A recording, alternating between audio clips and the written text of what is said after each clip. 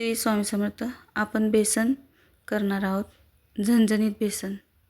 मी कढई तापत ठेवली आहे. कढई तापली, आपण तेल घालणार आहोत. कढईमध्ये मिरची वाटून घेतली आहे. मिरची भाजून वाटून घेतली आहे. तेल तापलं, आपण थोडंसं हिंग घालणार आहोत. हिंग तडतडली की शिजेल की आपण जिरे घालणार आहोत.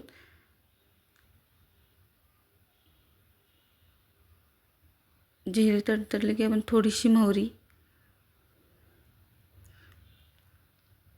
खूप छान लागतं बेसन. वाटलेली मिरची भाजून घ्यायची. मिरची, कांदा घालणार आहोत.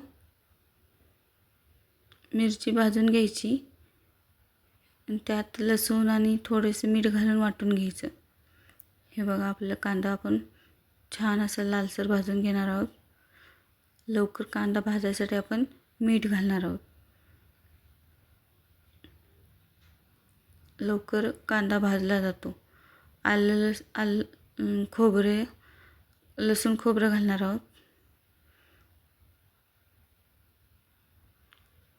मी लसूण खोबऱ्यामध्ये आलंसुद्धा घालतो थोडंसं. असं छान परतलं की आपण वाटलेली मिरची घालणार आहोत. आता आपण छानसं असं परतून घ्यायचं, चांगलं मिक्स करून घ्यायचं. छान हे झालं की आपण आता त्यात पाणी घालणार आहोत. थोडीशी हळद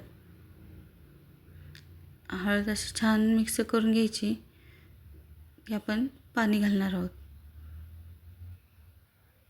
मी बेसन पीठ असं कालवून ठेवलेलं आहे भांड्यामध्ये, तुम्ही बघितलंच असशील. आता कोथिंबीर घालणार आहोत.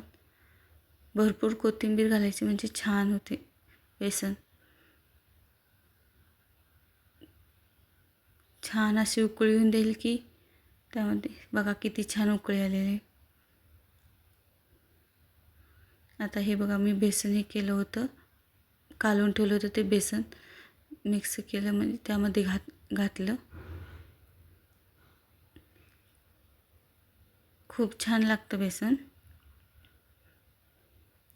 छान मिक्स करून गेल्यात आपण त्यावर झाकण ठेवणार आहोत छान असं.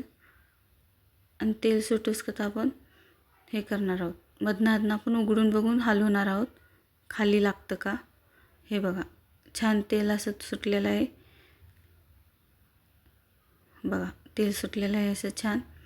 आपण हलवून घेणार आहोत. खूप छान लागतं बेसन भाकरी कांदा खायला, खूप छान लागतं. बेसन भाकरी खायला मला आवडतं.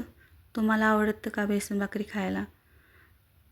आणि कांदा तुम्हाला आवडत असेल तर लाईक करा, शेअर करा आणि कमेंट करून सांगा. आपलं बेसन झालेलं आहे बघा. छान तेल सुटलं की समजायचं बेसन झालेलं आहे. हे बघा, आपलं बेसन झालेलं आहे बघा. या जेवायला भाकरी बेसन कांदा भात.